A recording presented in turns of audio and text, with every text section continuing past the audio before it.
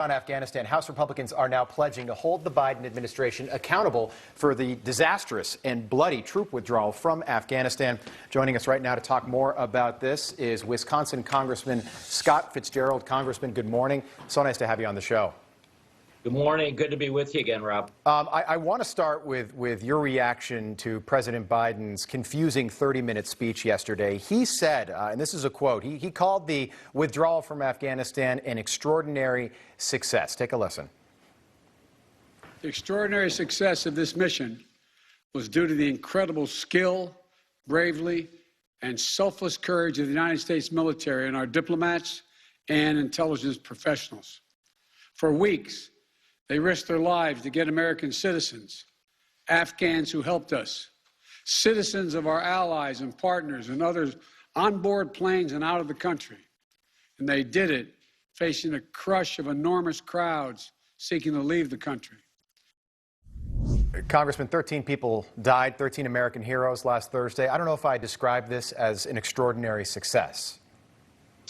No, obviously what he's trying to pull off is he's trying to reframe what has happened over the last 2 weeks and shift blame.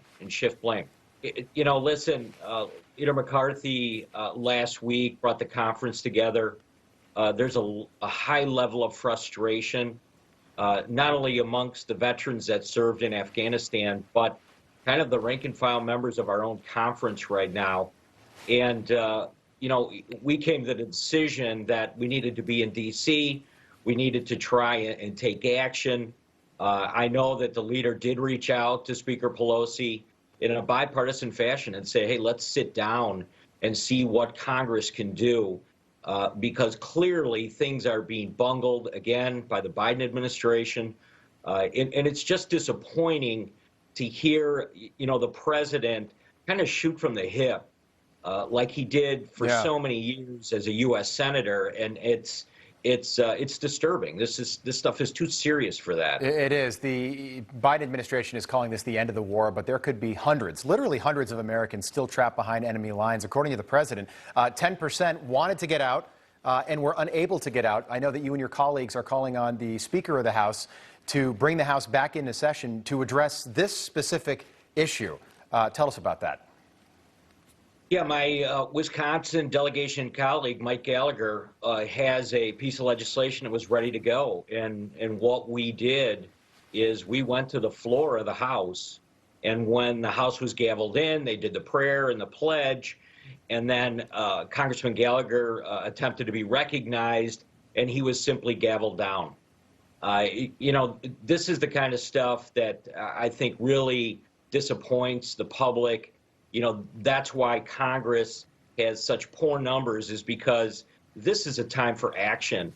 And we have a speaker that was more than willing to drag every member of Congress back the week before to try and tackle one of their huge fiscal packages. Right. Be nice. But, now there's no time for that. I wanted to get your take, Congressman. So Nancy Pelosi, several members of the House wanted to read the 13 names of the heroes that were killed at Kabul airport last Thursday on the floor of the House in the Capitol, and Nancy Pelosi wouldn't allow that. I'm wondering, I just wanted to get your response to that. What is the motivation behind a decision like that? The leader reached out to the Speaker's office, and all they would do is allow a moment of silence. I mean, this hardly seems like something that should be negotiated. It seems just unbelievable that they would reject it, but that was the case. They banged the gavel and literally walked out of the chamber. So it's puzzling to me. Listen, there's so many major issues with this, and I was so proud of the veterans, to be standing with the veterans on the podium behind the leader. And we've got so many leaders on this issue right now that are digging deep. And the other thing, Rob, I'll tell you, is my office, as well as every congressional office, is still being inundated with phone calls and contacts asking for our help to get people out of Afghanistan. So these numbers that they're tossing around about how many people have been left behind, multiply that by probably 3, because there's a lot of families that are still over there as well. Congressman, just 10 seconds. I'm listening to you right now. I've had you on the show many times. We've met before. You seem This is the most shocked I've seen you. Are you stunned personally by what's gone on over the last 14 days? I am, and it's just disheartening. We were in D.C., and there were hollow kind of comments made about the situation, the way it exists.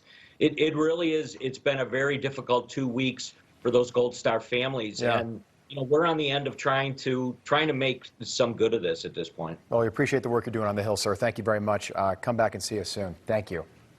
Thanks.